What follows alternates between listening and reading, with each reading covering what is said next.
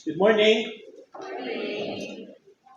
The Sunday is our family day, and thank you for responding sa ating invitation, for bringing members of your family, and I hope the Sunday will be a good encouragement to all of us. Before I start, may pamangkot ako. Pila sa inyo diri mga parents nag-ugta sa inyong mga bata? Nauya ka mo? Saan nyo nakadaan kung may mabalot? Okay. May pamangkot ko sa mga bata. Pila sa inyo mga bata nag-augta sa inyong parents?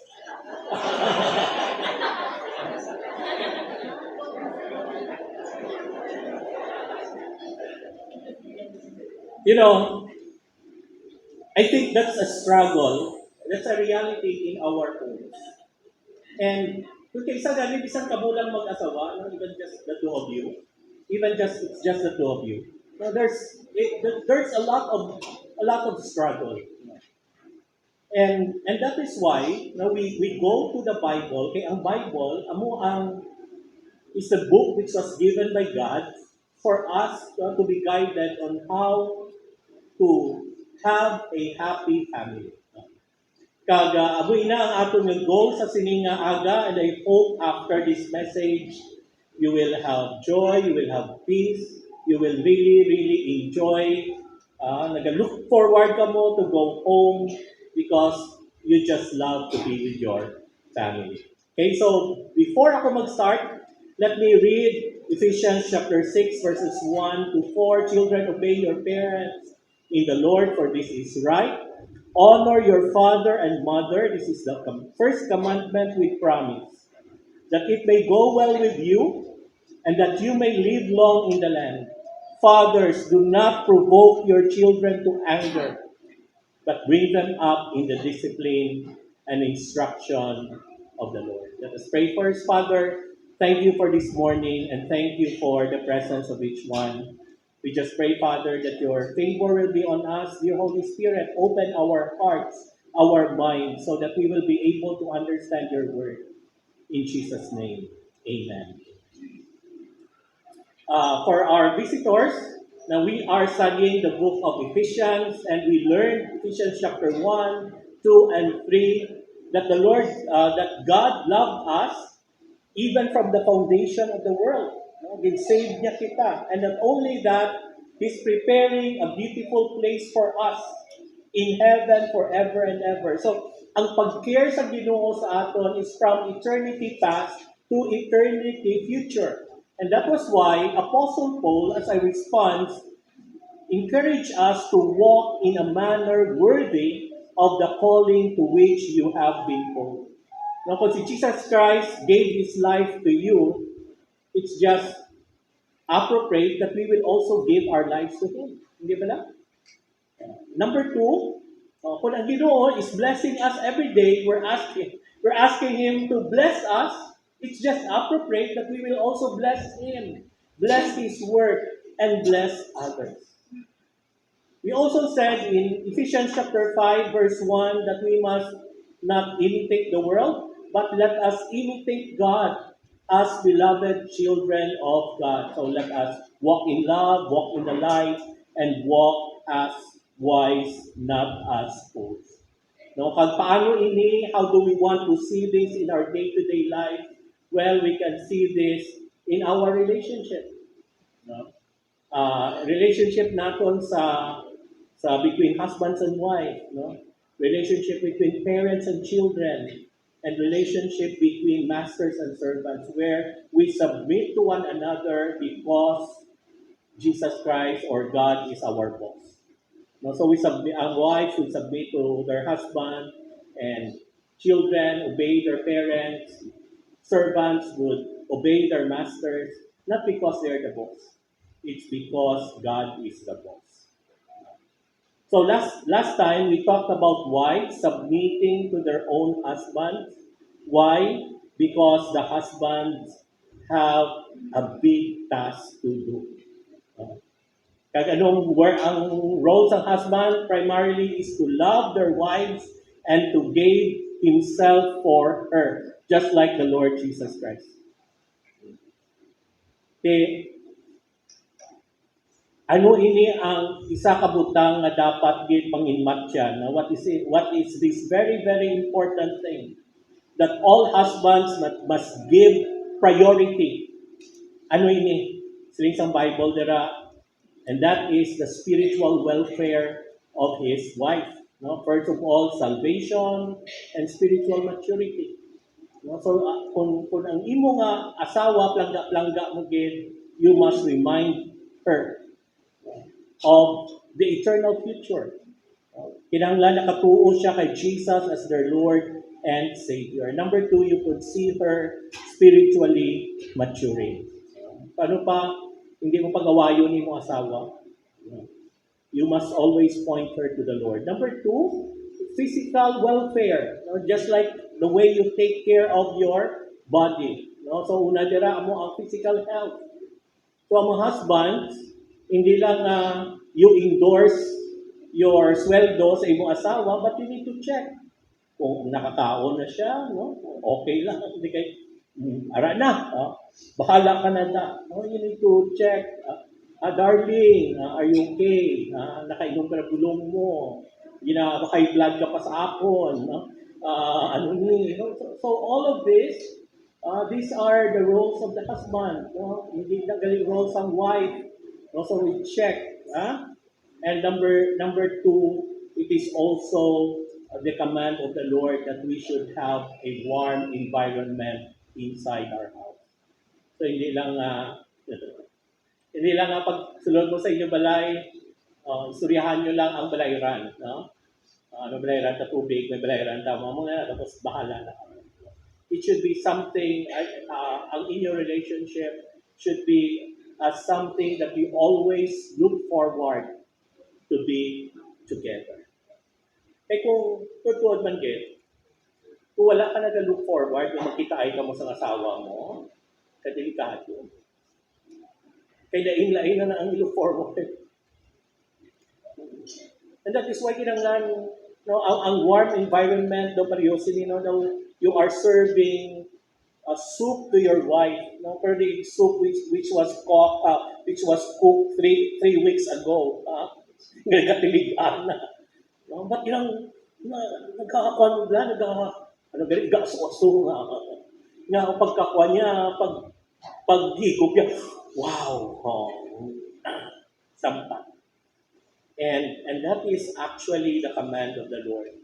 For us, kamo nga mag-asawa, I hope that is the environment. So we were reminded that let each of you love his wife as himself. And number two, sa mga wives, you must see to it that she respects her husband.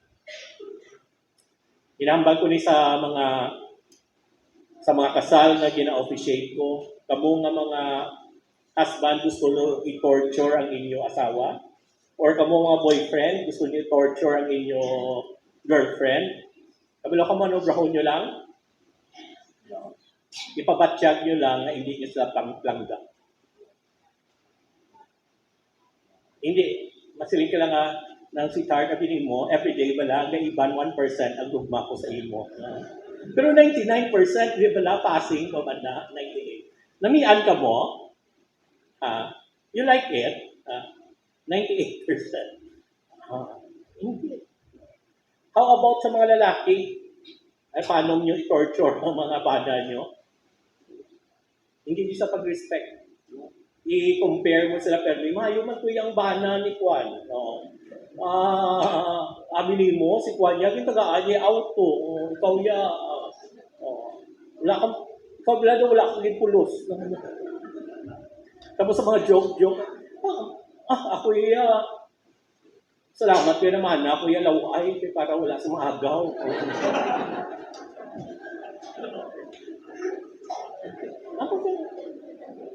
Yan mo na butt of joke, pero hindi mo ba na, that is disrespectful.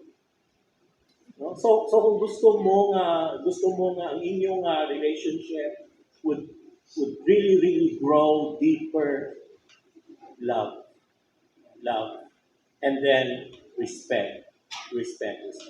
And I'm reminding you na you are not there to demand that sa imo husband, sa imo wife. No, sige na, i-love ta ka pero you submit first, respect first. Oh, no, no, no, no. Ikaw ana, ikaw una. No, don't demand it. Because it is God that is demanding that to you. Hindi, hindi na kayang Ginoo. So, ubrahan lang yung ubra mo, kay problema yan na sa Ginoo. Pero, kasi rin man kita last time, it is very, very easy to respect a husband that loves you. And it is very, very easy to love a wife who respects you. Hindi ba lang? No? So that is our reminder last week. Ano pa, with that, you can start together sa inyong growth, sa inyong love, just like kay Joshua, by saying, mas nami that we can start our love and our respect for each other by focusing on our love for the Lord by serving Him. Now we said, if it is evil in your eyes to serve the Lord, choose this day whom you will serve. But as for me and my house, we will serve the Lord. That was why nag-end kita last week by saying, a loving husband will die for the spiritual wellness and live for the physical welfare of his wife. Diba? No? If that will be the desire of your boyfriend po. Amo man ni Ayhan, do you desire my spiritual wellness and my physical welfare? Ang babaeng amo ina ang ginapakita sa nilang mga husband will will be easy to submit, to respect ang ilang husband. How about ang relationship between parents and children? Ano naman ini?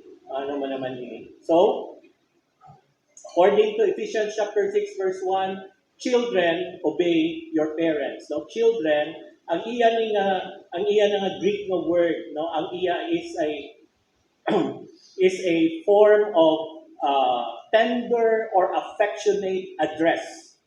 No, bot silingon kung sa aton ang bot silingon is tuto or inday. No, tuto, inday, do kung sa Bisaya pa, dong, dong, obey your parents in the Lord, for this is right.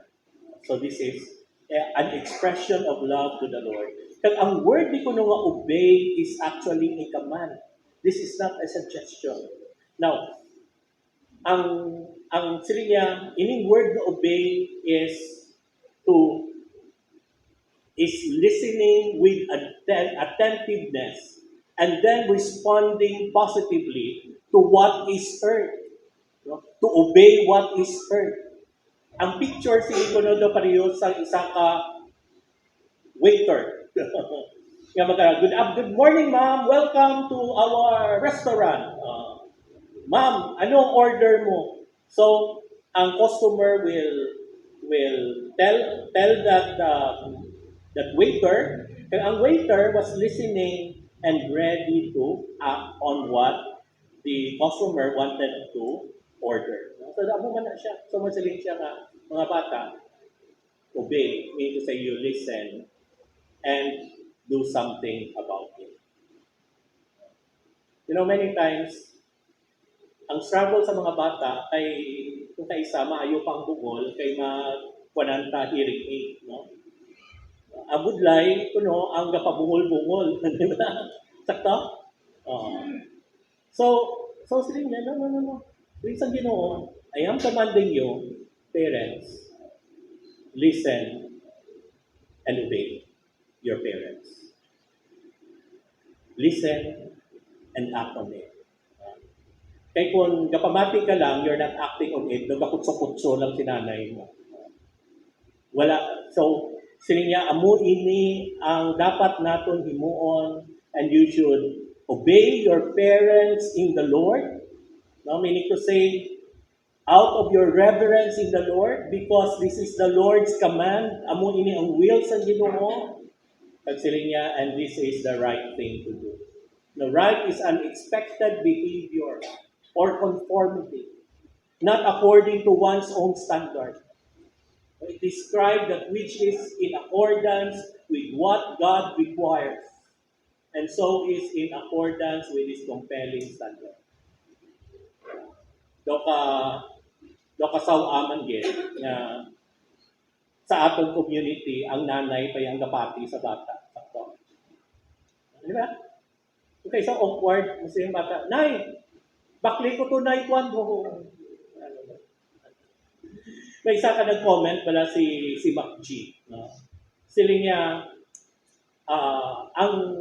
ang relationship between parents and child is just like ang kwan ko no, regard as a soldier sa isa ka soldier. Sila niya, the first lesson that a soldier must learn is obedience to those in authority. He must follow orders. After the soldier has learned to obey, then he is in a position to be promoted to the rank of an officer, where he gives commands to others.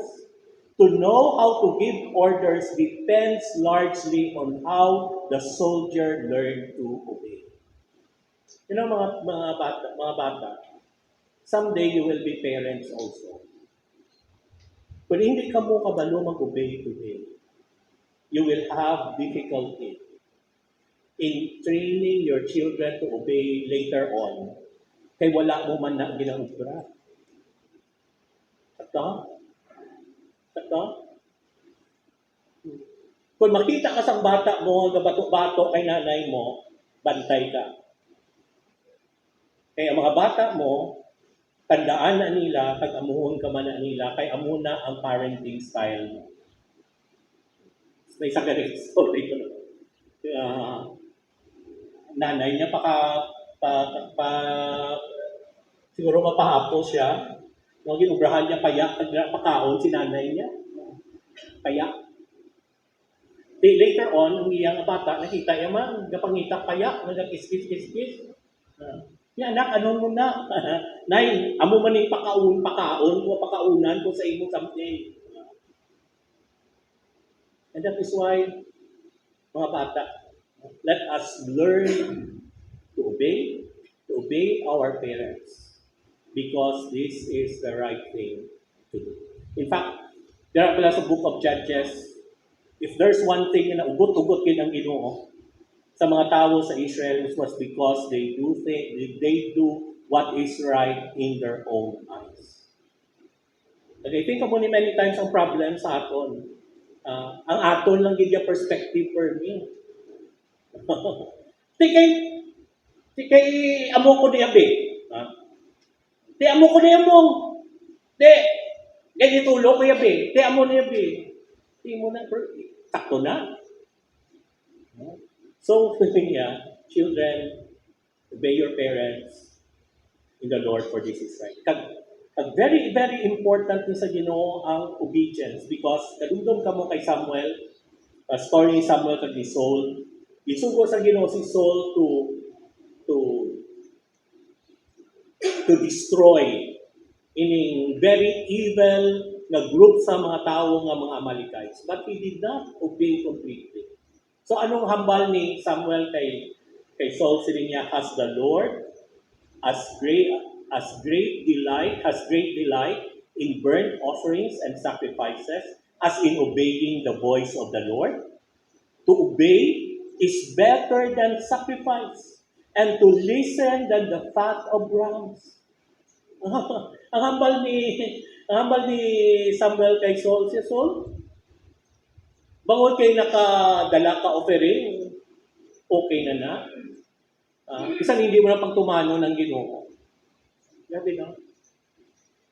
Sila niya, kamo mga bata, abi nyo kay nakasimba na kamo, okay na. Isang wala nyo kinatuman si nanay nyo. To obey is better than sacrifice. No, pag naghambal pa siya ganit, for rebellion is as the sin of divination, and presumption is as iniquity as idolatry. Because you have rejected the word of the Lord, He has also rejected you from being a king. So the Lord is really, really particular with obedience. And that includes your obedience to your parents. There is a Romans chapter 1, verses 28 to 32. May mga tao nga wala respeto sa Ginoo, no respect to God. Kag isa sa mga judgments sa Ginoo sa ila mo ini, and since they did not see fit to acknowledge God, God gave them up to a debased mind to do what ought not to be done. Amo na yung problema, subong sa mga tao. Kay, doon hindi ka kapatid na, napinsaran nila amo na.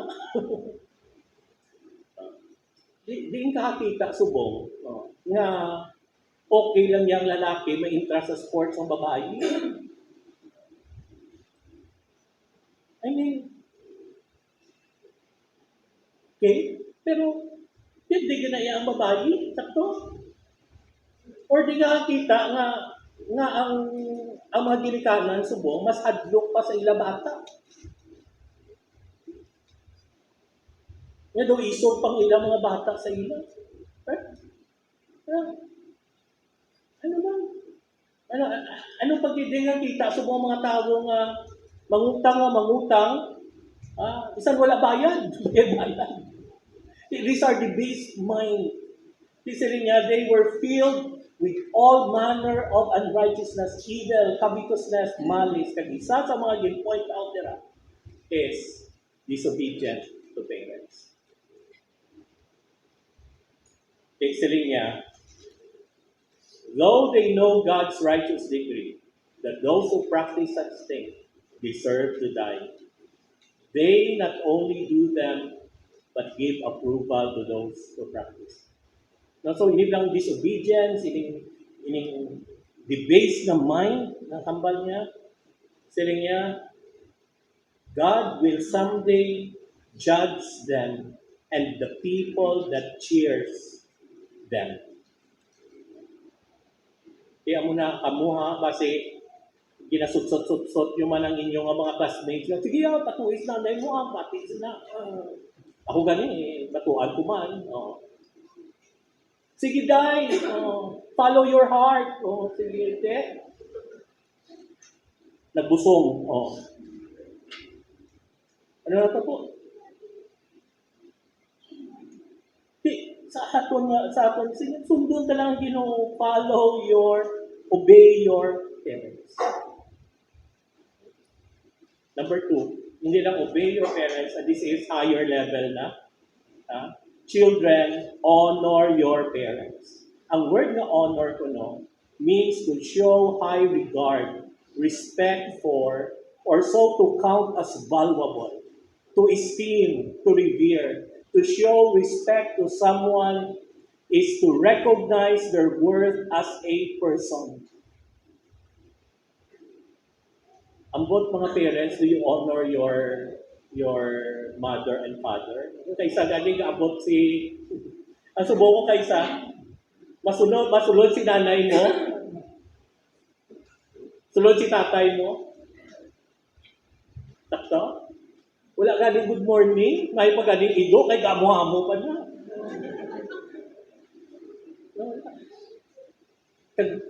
Kag abot, may question ko sa inyo, when was the last time you talked good about your dad and mom? Siguro sa birthday, Nay, kung wala man kami, Nay, ano na, sa birthday, pagkatapos yung pinagkatuig.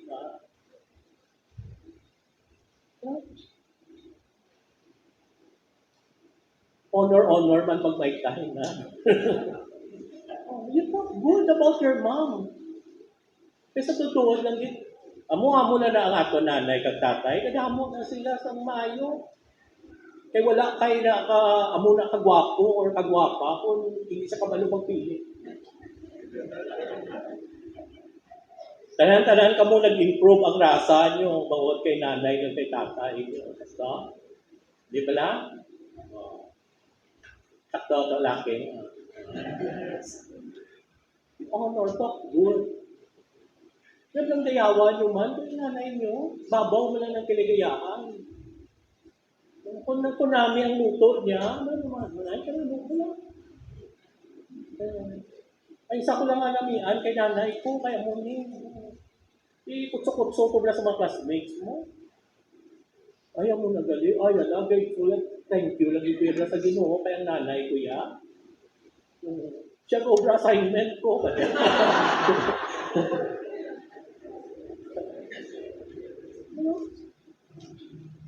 Kadahap. So, pag-listahan lang wala mga bata, hindi ubra ni mama niyo. Hindi ba lang? Hindi ba lang ako magmasakit ka mo, mama, dayon? Dapat, no? May problem ka mo, mama, dayon? Why can't you talk good, something good about the parents? Huh? Please, ang Ginoo, children, honor your father and your mother. So, kung isuya ka mo ni nanay mo, pasalamatin. Ma'am, thank you. Tay, thank you. Kay madugang na ang imo nga kuan allowance. Pero siling niya, there's something more sa ginhambal niya diri sa honor because siling niya diri because this is the first commandment with promise. Sa 10 commandments to, ang 9 commandments, wala ito promise. Ang promise lang to, you will be penalized. Pero amo lang gid nga promise na siya kung mag-promise ka, no, siling nga tabla sa Exodus chapter 20 verse 12. Siling niya ikaw, George, Jubel, manambal niya, honor your father and your mother. Elevate, revere your parents. Kabalo ka, kay kumamuni, your days may be long in the land that the Lord your God is giving you. So actually, ining promise, no, kambali ka denote sa kuno, which means, no, a promise to do or give something. It is worth noting that the other commandments niya, wala to ya sa promise. Ang promise, ang promise ang Ginoo, kung mag-obey kita nga may promise. Kung mag-honor kita. Siya nga ang importante sa isang comment, siya the fifth commandment, so important that God attaches the inherent motivation of a promise because this commandment is the key to all human relationships and the passing on of a righteous heritage. Kung honor ikaw sa iyong parents, this is very, very important. Kaya kung hindi ikaw kabalo mag-honor sa parents mo, nga ang parents mo pag napakaon sa imo, gapulaw, ga-guide, gagasto, ga-sacrifice, hindi ka gani ka-honor sa iya, how much more pang ibang na tao? Ang tendency sinaamoy niya. Because you don't know how to appreciate people that really cares for you. Ang tanan-tanan sa uli, ang napinsar mo na lang imo kaugalingon. Until maybe sometimes it will be too late. So siling niya, amo ini nga may promise kita, may promise kita para ma-encourage ikaw nga matraining na ang bakba mo, matraining na ang mata mo sa pagdayaw sa mga tao who did good to you, nga madala mo ina wherever you are. Mga utod, mga bata, are we honoring our parents? Sila nga, that it may go well with you. Ang word of lang that, no, ang actually ga-implied na siya paminsari lang. No? Paminsari lang. Kung mag-honor ka, this is the first commandment we promise, paminsari ka lang. No? Think about this. It will go well with you. But silingon sa go well, Sili niya, it pertains to that which is good and beneficial, especially in a moral and ethical sense. No? But sili mo, ang inima ko no, ang ginagamit man ini for commendations, meaning, well done, excellent, splendid.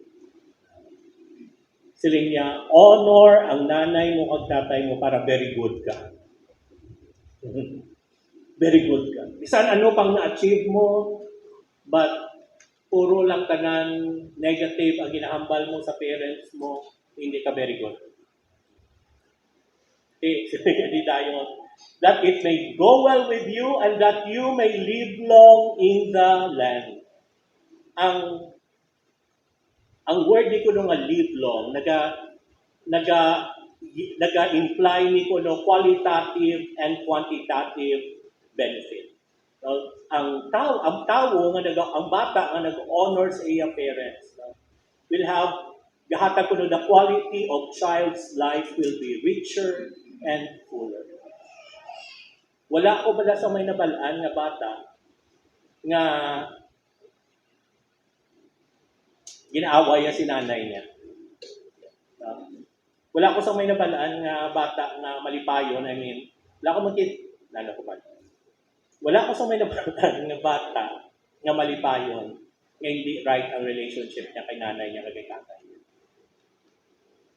Kaya kada kita iya sa espeho, nakita iya ng ilong ni tatay. No? Kita sa espeho, kung niya apelido ni nanay kay tatay niya. Tutod.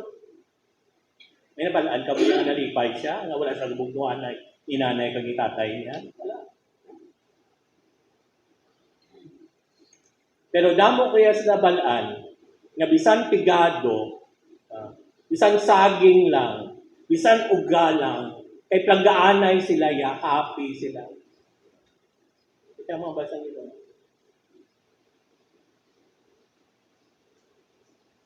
Quality. Okay. Ambot, anong feeling mo kada hambal, batian mo ang tingog ni nanay mo? Anong feeling mo every time na mabatian mo ang ngalan ni nanay mo? Are you proud? Are you honored? You know? Sige nga.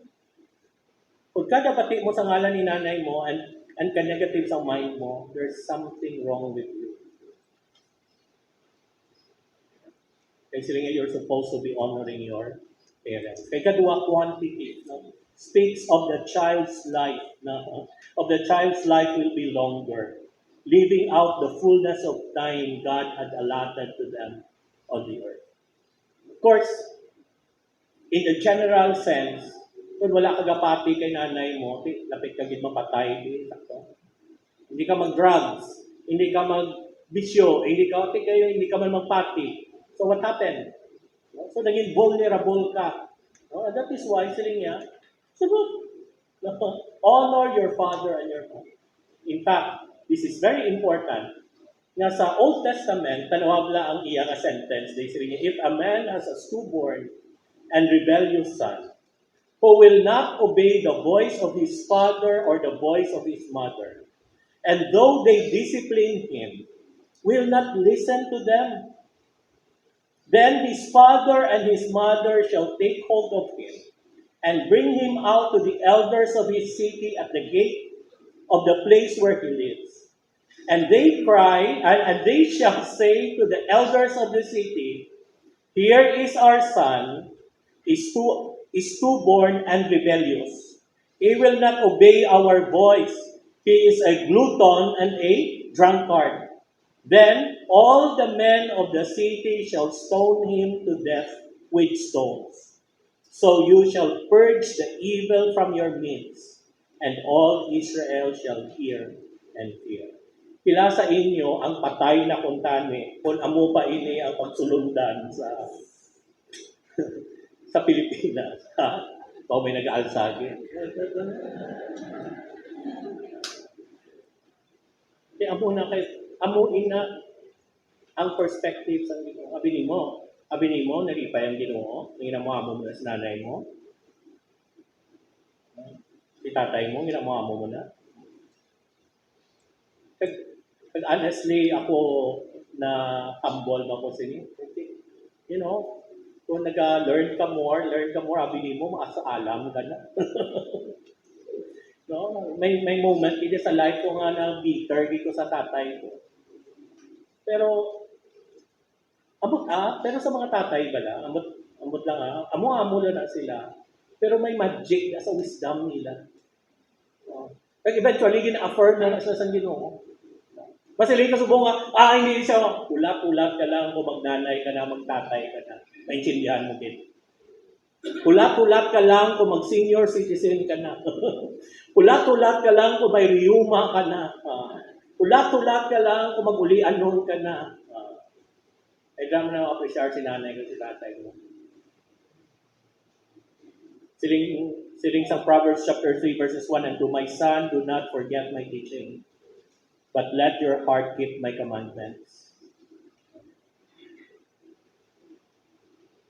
Dali ka na dula ang akong nga. Siya for length and day of days and years are life, and peace they will add to it. Namin, no? Kung pamati ka kay tatay mo, kung pamati kay nanay mo, pag ginabutang mo sa ilang heart, malawig ang kabuhi mo. Pag may dugang pa siya, you will have peace. You will have peace. You will have peace. Okay? Mga bata, tana ka mo, makato naman sa mga tatay at nanay. Tansa nyo na tulog-tulukan nyo anay si nanay nyo. Naman lang, sorry. Pero inyo naman okay. Mga parents, sila niya, fathers, do not make your children angry. Ang term nila, fathers, mga tatay, probably included man mga nanay, do not provoke your children to anger. To make cause to feel resentment, to make bitter, excite to anger. But actually, Inisha, this is a command. Hindi nyo kuno pag-i-allow ng inyong mga bata ma-dishearten. Wala sila sa motivation. Ang word ba lang provoke is to irritate. Kasi it means to stimulate one to the point of a brooding, simmering anger that is nurtured and not allowed to die. It is seen in the holding of a grudge, in the smoldering bitterness that refuses to forgive. It is the anger that cherishes resentment and does not want reconciliation. Nagkabaluman kita nga may mga bata nga amuni subong ang kinabatsyag nila sa ilang mga nanay at tatay. Gayposipos lang sila pero deep inside, there's resentment, nag-brood, gamat-amat. Kag honestly, sa ilang likod, sa ilang mind, hindi ko gini mapatawad si tatay ko o si nanay ko.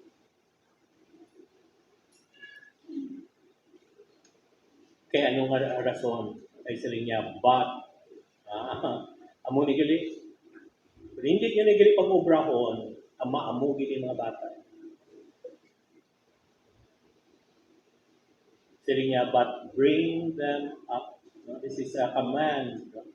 Sila niya means to nourish up to maturity. To nourish in general, to nurture, bring them up from childhood. Means to provide food, for with the implication of a considerable period of time and the food being adequate nourishment. Kaya bring up. Kaya kung hindi nyo pag-obrahon, ang mga bata nyo gahipos lang na. Pero actually may resentment na nagatubo sa ilang nagitusuhan. Kaya anong i-bring up sa ilang? Number one, in the discipline.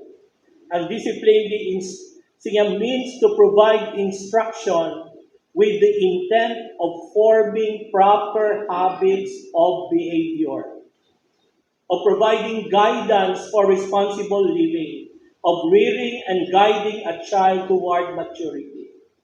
Daw parehos ko na sinisang systematic training for children, and that includes the idea of correction for wrongdoing. As seen in the well-known proverb, he who spares his rod hates his son, but he who loves him disciplines him diligently. So, ang Ginoo is expecting or is commanding tanan-tanan kita nga mga tatay nga ginadisiplina, ginatrain naton ang aton mga bata to become good people. Galing mong kaisa bala, no? Kung kapoy na ta to Mark, no? Pampangalan ka. Tagaan ng cellphone. Kasi nga, hindi. You really need to train with the intent of forming proper habits and behavior. And that is why mga parents, kung kaisa bala, kaya mga bata, bisa nga magsinublad doon, doon kapiyot lang bala. Yakad-dokad-law pa. Pero kung magtigulang gani kag amo pag ginagyapon, problema ka. And that is why temprano pa ang imo bata, you have to discipline and train them in the Lord. Disiplinahan. Disiplinahan. Hindi pagpabayig, sa do cute pa na. Ang malalang suktaday lang kakaroon na. Pa-cute-cute ka niya na pero pag abot sa balay. Anong diferensya sa disiplina kag pina? Ang pina pala, ang punishment. Ginabakol, kay pasring man ng mga tatay, no? Ginabakol ko man na, pero basi pina pala, no? Ang point sila, ginbakol mo siya, no? Ginspank mo siya, kaya init ang ulo mo. Kaya ang imo focus sa Mobile Legend, naguba. No? Kaya ang bata mo, kagakod. Ginspank mo siya, tagitawag mo na disiplina. No, that's pina. Kaya ang disiplina mo ini, it is motivated by love, not by anger. Pag-aamuin ang bata mo, mas ka anak, ikay nun, naging ikaw, para hindi ka na mag-amuin na. So, kung suplada, ang attitude problem, alam mo anak, hindi din ako magpunta. Kung hindi na ikaw mag-train na magdamig-dami ikaw ang bata. That's discipline. No, hindi pwede. No, actually, one time, noong nag-struggle dito sa akong bata. So, sabi ko, mas maayo pa nga hindi ka lang mag-eskwela.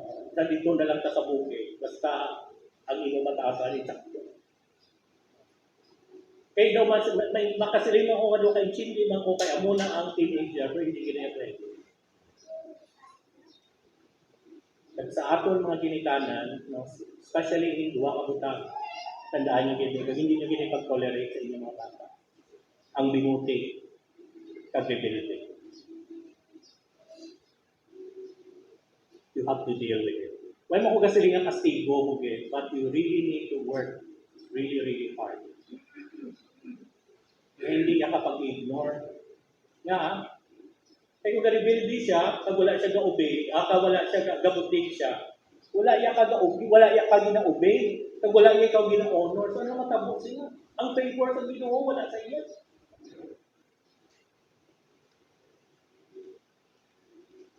So hindi lang discipline, but also the instruction of the Lord.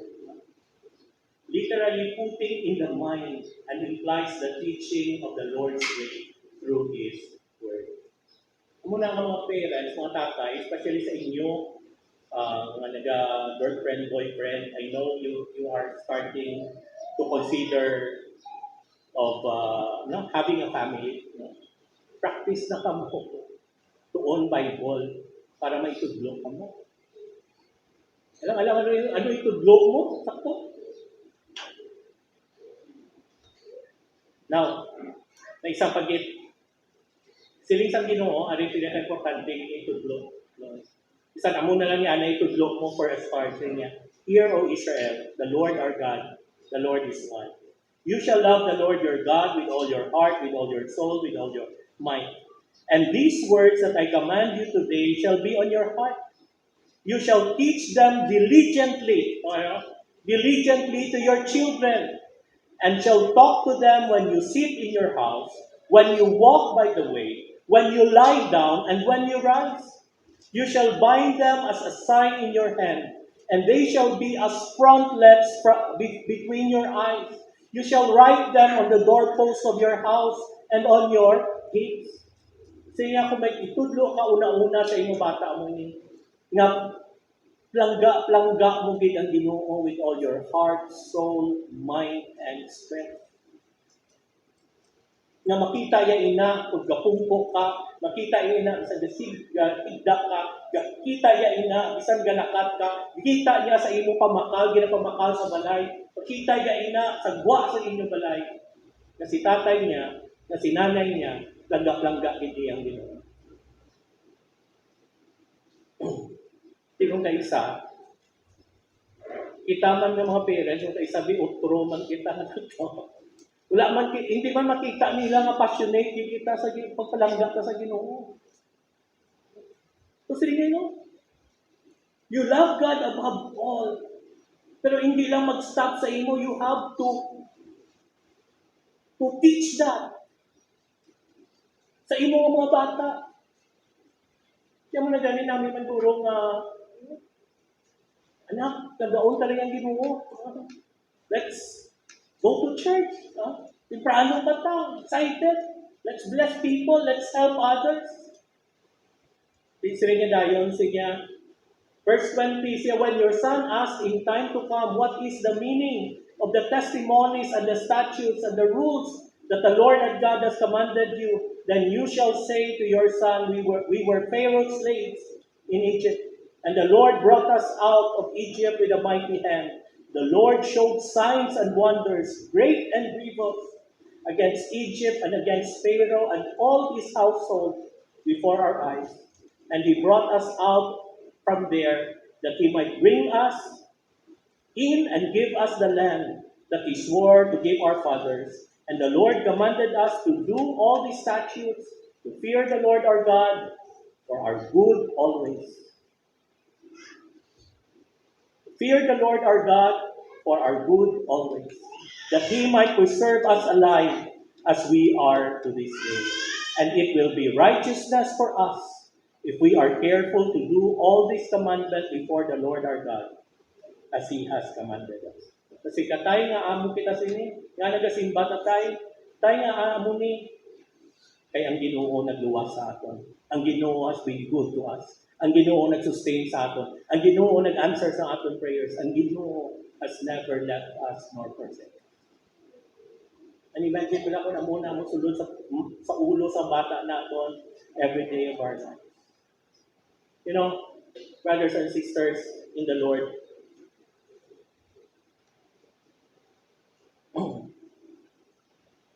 dala naman ko niya, many times, parents are to blame for the spiritual situation of their children. So, amot kita man ang nagagasto, kita man nagahatag, no? Kita man ang nagabulig sa ilang na hadlok pa kita. Nga hindi ta sila ma-influensya para sa Ginoo. Please, mga utod, let us not tolerate this. By God's grace, let us do our best to train them in the discipline and way of the Lord. Kapag sila ka, Pastor, paano ano mo na mo? Ari mo, may 5 ka faith catalyst na nag-survey. Nga amuni ko no ang 5 ka areas na where ang mga tao in pag-survey sila. Nga ang naglapit ang imong relationship sa Ginoo. Kag isa sa 5 dere ang rason nga ang naglapit sila. So kung mabutang tani ang aton mga kabataan sa sini nga sitwasyon, this will be a big help sa ila na magpalapit sila sa Ginoo. Una sa tanan, dira ang corporate learning. So, ang corporate learning sa mga inang pwede katingog kita, and then the word of God will be preached. Tapos, ikaw na pamati ka ala, nakambal si pastor amuni, ang pulo sa Ginoo amuni. Ala, galit no? Sige. Hindi na ako mag-amo sige. Mamo na ko na, no? Or nag-attend ka Sunday school. No? Pag-attend mo sa Sunday school, naka-learn ka dito, ay, tugali, no? So, amo atong imo nga turning point. No? Ang isang wali, naging wali, and to change your life. Number 2, Pwede man mga Christian disciplines, no? Nagbabasa ka Bible, taga-pray. So pagbasa mo Bible, may nabasahan ka dito that completely change your life. Ikatatlo, Christian community service. So, wala ka man gana, galing kay, nag-intra ako camp. Nag-intra ako, diriyo, luto-luto, kape. No? Nag-intra ako, luto-luto, kan sa ulihi, nanamian ako. Kag, i-change me. Kaya dito ko nakita nga, hala, kanami galing i-serve ang Ginoo. Ikaapat, amoy ni ang Christian influence. No, sa una, wala bang ugana sa Ginoo, galing kayo nakita ko si Manang Amuni, si Manong, si Pastor, amo na, kag nagbiduhay kami, kag amo na. No, the rest is history. Okon, masiling man kita challenging circumstances. Nagmasakit ako. May din cancer, na aksidente. Kag dito ko nakita nga ang Ginoo galing may purpose pa sa kabuhi ko. Sugod sa to, nagpakabuot na. So, ining five catalysts, no? Mga turning points na event sa kabuhi. Ang first three, pwede pa niyo maprogramahan. Pero ang Christian influence, the challenging circumstances, hindi pa niya makuhan. Wala kita control kung sino ang mga tao nga mamit sa bata nato o kung ang circumstance. Pero amoy ni. Pero pwede kita ka-create sa environment so that ang mag-influence sa ila, amo ang mga tao nga makapoint sa ila sa Ginoo. Upon, when they are faced with challenging circumstances, they will not turn their back from the Lord. May isa ko ka story regarding kay Steve Jobs. No? Si Steve Jobs, of course, kilala natin, kamong mga Apple fans, no? Hindi gina siya madula sa istorya. Pero sa una, si Steve Jobs, nagatuon siya sa Ginoo. But later on, nakakita siya sa picture nga sa mga kabataan na nag-suffer. So sa pagkita niya sa picture sa kabataan niya nag-suffer, hindi niya ma-reconcile nga maayo ang Ginoo nga may mga kabataan nga nag-suffer. Hindi right ang iyang nga worldview, Christian worldview, may kabaluman kita na there's factor like sin, di ba? Bangod sa sala sa mga tao, may araman nga hindi namin nakatabo bangod sa mga trials, o kung may araman bangod kay merisin mo na, sakto? No? For example, pinambalan ka hindi ka mag-drugs, sige ka drugs. Okay, tapos masulod mo yung Ginoo, sakto? So may mga amusin ni. After sa tuya sa kay pagkakita ni Steve Jobs, bangod, naiinang niya pagpangpinsan, wala na sa dahil nito sa Ginoo. And I don't want that to happen sa aton mga bata.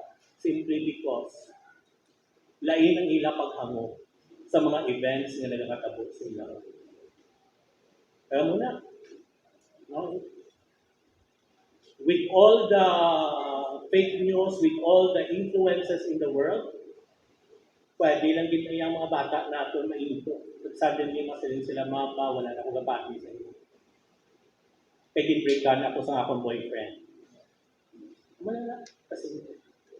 And that is why, ini nga mga butang as much as possible, i-incorporate natin diri sa ating church. So that we are providing ways and means and situations for our children to grow in their faith. Now, paano natin iniimo?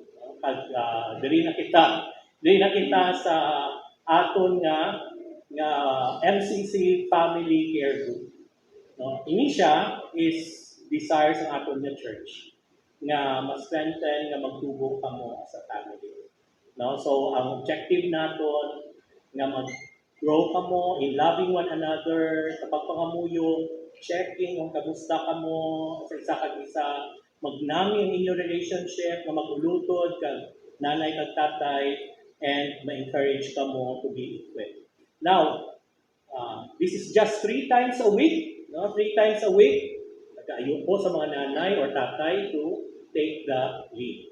Mga 40 minutes, 45 to 60 minutes, kada divide ni ang inyong ano na, time, no? Family time into 3 areas. Number 1, engage, no? Sharing some experiences, no? Checking on one another, edify, later on encourage. No? So, ano ini? No? So, sa first week,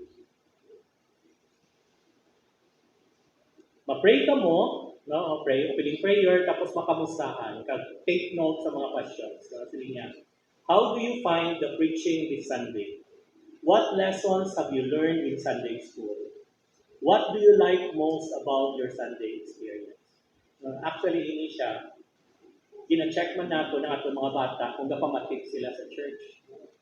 Basta pa-check attendance lang di. Kag ma-check man sa bata mo kung gapamatik ka man. No? So ini siya actually, no? Nakamusta ka mo sa kanya Sunday school, ano ang kwan, no? And number 2, how is your personal prayer time? And how is your Bible reading time? Kailangan mo ma-check na, bata ko wala galing nabasa Bible. Kasi encourage mo lang siya 1 verse or 2 verses. At least ka maglakad sa school, nag-pray ka. No? Ini siya, no one way man lang gid nga hindi ba lang? No? Sa aton. So imagine, every week you remind ang mga bata mo nga, no, ma-pray ka. Ikaw man ma-pray ka. Basa sa Bible. No? So, ano ni siya gani? Corporate learnings. And number 2, sa faith catalyst, ikaduwa diri Christian discipline. Now, so, amo na, may lesson lang nga kadali, kag ma-pray ka mo. So, sa ikaduwa naman, ang aton nga kamustahan question, who are you with most of the time this week? Are people you are with regularly influence you for the Lord? No? Kaya drama pa mangkot. Sa sininga si Mana, sino permi upod mo? Sinong sadyaan mo ginupod? Kung sadyaan mo, tas mo. Kaya nung ginobran nyo, di ba palaan mo dira? Yung kaisurihan mo man ang ginoo, di kung wala, masiling ka nga, namin ituro may isurihan nyo. Kaya kinanglan yung ginoo everyday. At least kabalo ka lang kung sino ang mga upod. Kaya kaysa, kalaway man nga, kagul mo lang bata mo, dali, sinupod mo, sininga si Mana. Di ko dito, anong sala ko sakto? But when you do that, no, masili ka may bago naman kong friend, no, ay nanamian ko kay teacher, no, so mabalaan mo kung sino ang na-influence sa ila. And isa pa again, how do you react? Did you react to negative circumstances this week? No, may problema ka this week, no, may challenge ka this week, anong ginimo mo? Anong reaction? Now, this is a way man na ma-share mo man sa inyong bata nga mga anak, no, gali, no, may balayran kita, oo. At least kabalo mga bata, kay basig dugay lang sila pangayo sa imo. No, abi nila yun, damo ka kwarta, oo. Mga bata, kita mo na, isi na lang bayo ko, oo. Kaya sa relief, hindi na ako kasarang, oo. Di pangamuyuan. You know, all of these questions actually are means na makamit ang mind ninyo. Okay? Tapos, ang last week, no, ang first 2 preferably guro Sunday or Monday, kay Priska pang ilang paminsar regarding service, ini middle of the week. Pero ang sa last week, probably this will be Friday or Saturday. No? Ang question naman natin, ang question natin is, no, how excited are you to attend church this Sunday? How do you want to get involved this time? What are areas or desire to get involved? No, may suryahan yung, Sunday naman galit. Excited ba ka mo? Masiling bata mo, hindi ka excited. Kasi yung tatay, di ba ko excited? so you can do something. No? Kasi hindi ka excited. How? Maybe pamakutod na si Pastor, na hindi kami excited, how? Sabihan ta at least aware lang kami. No? Aware lang kami. Now, hindi kita dirita ng perfect. Hindi kita perfect. And that is why we need each other, no, to ask these engaging questions so that No, every week, kabalo ka kung anong nakatabo sa inyong mga bata. Pagka mo man mga bata, kabalo ka mo kung anong nakatabo sa inyong mga tatay. Ha? Okay. So, ini siya actually, ano siya, no, imutangin natin sa atong chat group. And then, sa inyo ya kung gusto nyo ano ni gani, hard copy ng, I think may itang print pa dito. No? But we will make this available and kamuna lang as a family sit down and do this. Now, okay, challenge the reasoning sa Proverbs 22:6, sila niya, train up a child in the way he should go. Even when he is old, he will not depart. You know, kung gina-train mo ang imo bata na magpabaya, hindi ka mag-expect na magtutong sila sa ulitin. Sakta? Kung gina-train mo man ang bata na magpariyo sa imo, na wala man gugma sa Ginoo, don't expect na sa ulihi, may gugma sa ito. So on how you train your child will determine kung mangin ano sila sa ulihi ng mga. And that is why mga utod, mga ginikanan, ang atong mga bata, kalag na sila. And someday, they will stand before God. And they will be judged. I hope na nakatuo sila kay Jesus as their Lord and Savior. No, pero hindi ko gusto nga mag-unnecessarily suffer ang aton mga bata. Mag-unnecessarily struggle ang aton bata. Kay kita nga mga ginikanan tamad. Tamad mag-ubra sa aton role to bring them up in the discipline and way of the Lord. Okay, may bandi masiling kang tigulang ng mga bata ko, hindi ko na pumabawi. Masiling kang sa apo na lang. Or pwede mo may istoryang bata mo, no, sorry. Kaya masiling ka, wala akong ma-honor akong ginikanan, kaya wala na diri. Pwede mo man lang ma-remind ang mga iba na mga bata to, honor din kay ako, nag-struggle dito. Kaya wala, dito ko sa mayo nga nahambal kay nanay ko, kay tatay ko. Paging wala. And kabay pa nga hindi na magpagabo. Again, sa atong kabuti. So mga tandaan natin ini, as wives will naturally submit to loving husbands, so our children to obey when consistently pointed to. Totoo ba lang mga parents? Kung namin sa atong mga bata, di ah? Oo. Okay, di ah? Sadyahan dito magkita ay, di ah? Pero kita lang pa isa, tamad lang kita magpadala sa ila. Tamad lang kita mag-drive sa ila. Tamad lang kita no? But ang mga bata natin, we've been blessed. And I hope kung mag-double time lang din kita, we will be bringing up children that really fears the Lord. And so, para sa children, obey and honor your parents because they are training and disciplining you in the way of the Lord. So, kung ginahambalan ka ni tatay mo, pamati, obey. No? Ano gani? Talk good, say, about your father. Talk good about your mother. Because that is well-pleasing to God. Pag-imaginan nyo lang walang inyo balay. Imaginan nyo lang balay. Starting now. Nga mga bata ka-obey, ka-honor sa nanay. Kag ang nanay, bring them up in the discipline and way of the Lord. It will be heaven on earth. Amen? Pray kita. Father, thank you, Gid, for this reminder. Pagkabay kang, dear Holy Spirit, you will enable us to do your will. In Jesus' name, amen.